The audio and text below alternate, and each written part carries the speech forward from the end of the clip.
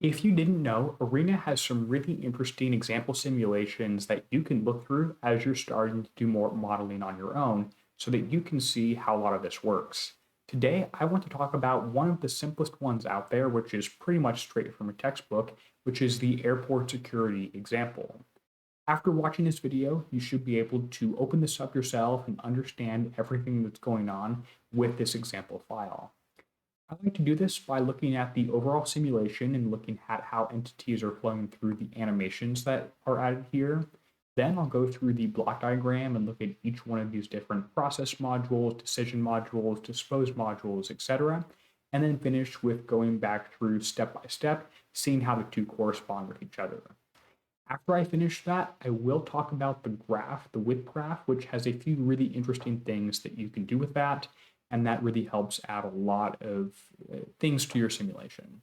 Let's go ahead and get started. If you didn't know, you can open this up through the Browse Examples, Airport Security example. There are some extensions, extension 1 and extension 2. Make sure you subscribe to the channel to see when I have videos on that one and just other Arena things in general. Taking a look here and zooming in to 100% so you can see what's going on, we're actually have a really simple animation section as we get started here. We have a resource right here, which is the Transportation Security Officer, and they're standing in the front of a queue. They're going to have entities arrive in that queue and waiting in there if there are people actually currently going through that TSA process, because only one person can go through at a time because we only have one officer. Okay, let's watch this and see what's going on. As you can see, entities are going to the seized resource area in the order that they arrive. So if someone with a red shirt shows up to the check for proper identification module, they'll jump down and be animated in line in that correct position. Once they go through and actually get serviced by the TSA agent, they have to determine if we're passing security or not, which takes 0 simulation time to actually have happen. The only delay is in the seize delay release process module, which we'll of course talk about. Now, once they go through the pass security, and you can see that most of them, greater than 90% of them for sure, are in fact passing and are going to a clear dispose module, and then the less than 10%, it's actually 4%, are going to the denied dispose module. Pretty simple simulation, and of course we do have the check identification whip being tracked at the same time here, which can be really interesting to see. Okay, now that we understand what the simulation is doing, we'll go ahead and take a look at the specific block diagrams and understand what's going on there. The first thing is a create module, which is relatively straightforward. There is a random time between arrivals with a mean value of 2. I want you to think about this mean value of 2 and think about what would happen if it took more or less time when we talk about the TSA agent as we get through this. Now, this create type has the entities per arrival of 1, which is standard. You could do 2, although that's pretty abnormal. Infinite max arrivals, which means the simulation will run forever. There's no terminating condition, except that we do have that set up in the run setup. This only runs for, I believe it's 24 hours or something similar like that. And of course, the first creation is at 0.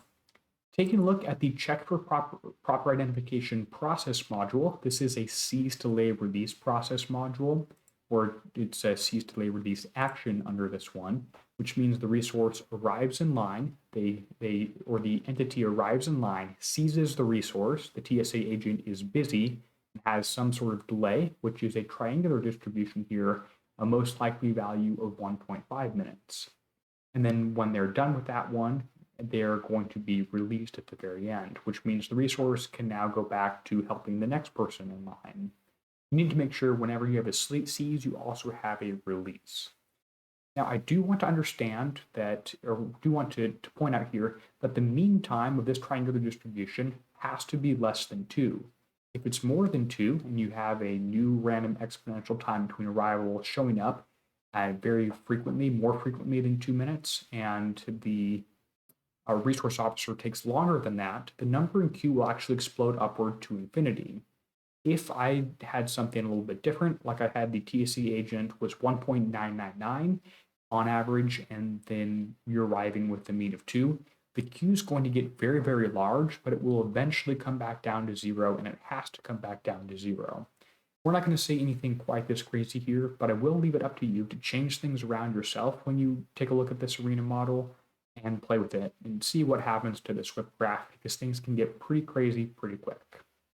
Okay, let's go ahead and take a look now at the next option, which is a decide module. This one's relatively straightforward. It's a two-way by chance. You could have it by condition based on the entity attributes, based on, and you can have a few other things. You can also do an n-way, three-way, four-way, five-way, etc. by chance or condition as well if you're interested. And of course, once you get through the security, you need to go somewhere. In this case, this is the last step. So you have a dispose module for cleared and a dispose module for denied. So 96% will go to cleared and only 4% will get denied. The other thing I want to point out is that our resource here just has a capacity of 1, which means that there's only going to be one person at a time. If we change this to 2, you can now fit 2 people here, and we would expect the number in wait and the wait time and the number in queue to go down a lot. This is what the benefit of doing a simulation like this is. You can figure out by what percentage your KPIs increase if you add more resources. Okay, that was a lot, but that should help us understand what's going to happen to entities when they start arriving, which we'll do through stepping through the simulation just step by step here. One step forward, and that should be the very simulation is now started. We're at 0 minutes into it. If we see our first customer arrive, they're arriving at the first station right here, and if I actually let them seize the resource, it's now been 0.6923 minutes into the simulation, and our first event has occurred. This person has seized the resource. If I hover over them, you can see that they're entity number 2. Not quite sure why they're number 2. Maybe it's because of the picture, which again, I'll show you how to add at the end of this, which is already here. Taking one more step forward, the two things that could happen now is we could have a new customer arrive, or we could have this current customer be served and actually end up moving through the process. It looks like it is another customer arriving. If I let them join the queue here and seize the resource, you can now see that there's one currently being worked with, and then there's one more waiting in the queue, which is a total of 2, which you see animated down here. Taking one more step forward, we can see that a new person, this time with the red shirt, has arrived, and they're waiting in queue here. This one's actually being serviced, and these two are just waiting in queue. One more step forward, we have another person with a green shirt arriving, and they arrive and have the current person being serviced actually passes security. So they're now in this decide module. You can see that they were cleared and they came out perfectly fine. And that's how the simulation is going to work. You're either going to have someone arrive, or you're going to have someone end up being serviced and move forward. Now, we do see that going on here, and you saw our first person fail. What I want to look at now is the graph and a few things that are going on here. I'll let you watch this top portion for a second and see exactly what happens. You can see we do go down to 0 people, sometimes 1, sometimes more than 1. Taking a look at the graph, you can see that the passengers in WIP is usually pretty low, although it does go up to a portion, does drop back down to 0, and goes up a little bit further. If again we ever had, with everything being random, we would never want to see something exploding toward infinity, and we're not going to have that because the average time for the server, or the TSA officer in this case, is less than the average time between arrivals. If we jump forward just a little bit more quickly, you can see that when we hit 1440, because the simulation time is going to end at 2880 minutes, it's actually going to do a jump forward and scroll to a new page. I'll show you how to change that if you want, and actually just have the auto scroll jump small sections at a time rather than do everything at once. You can see that there are generally a pretty low number of passengers in the queue. Sometimes it goes up a little bit, then comes down. Sometimes it goes up a little bit further. And if we go ahead and run towards the end of the simulation, we can take a look at some of the numbers, some of the metrics, etc., and see what happens with the overall animations and results, which is going to happen. I guess it's not 2880, it's going to be just a little bit further. If you are interested, you can do a batch run and skip the animation from happening, just have a map going on in the background, which should end relatively quickly here, only after a few days for this run. If you are interested, the run setup here is where you can change that. I have the results open already, so I won't look at them. The run setup right here, run speed, run control, you can see that you can change when it's ending in some of these somewhat. Replication parameters, we're going for 20 days, 24 hours per day. So our poor TSA agent has been working for 20 days straight with no breaks, really. Okay, taking a look now at the results, what are the kinds of things that we can see from this simulation? Well, we can see a few interesting things. First of all, we can see that there are an average of 0.35 people in, well, that's the cost. We're not going to talk about that too much. But if you want to know how many people are waiting in WIP at once, there's usually 4 people who are in WIP throughout the whole process. The number waiting in queue is less than that. So there's, on average, you wait for about 3.2 people. There's an average of 3.2 people in queue. That's less than the number in WIP because the number in WIP also counts the person being serviced. And if you're currently being serviced, you're not actually in the queue, you're being serviced. We can see that our TSC agent is busy 87% of the time. This will never be 100% as long as our average service speed is quicker than our average arrival rate, I should say. There's a few other interesting things we can see here. We can see that the average time spent in queue in minutes here is 6.4. So we have a person arriving every 2 minutes and they're spending about 6.4 minutes spent waiting. We can see that if you add roughly 1.5 to that, maybe it's a little bit higher than that, the total time spent should be the sum of the wait time, which is 6.4, as well as the value added time, which is the service time of 1.7. If you add those two together, that gets up to 8.1. Now, I do want to point out where those numbers are coming from. That's actually coming from the queue time is usually spent wait time right here. So if I look at this, we can see that the process module has a value added allocation for this time. I would not change this one to waiting. The value added process is when the customer is having their documents actually looked at. That's called value added here. Maybe you could call that non-value added if you wanted to, although for the purposes of the simulation, value added is where you want to be. And of course, the wait time is just the time spent actually in the queue. I will note now at this point that you don't actually need any of this animation. I don't need the transportation security officer. I don't need this queue right here. I don't need any of that in order to have this run. In fact, with something this size, all you really need are these block modules. But if you did want to understand how you can create these things, that's going up through animate, and you can animate a resource right here.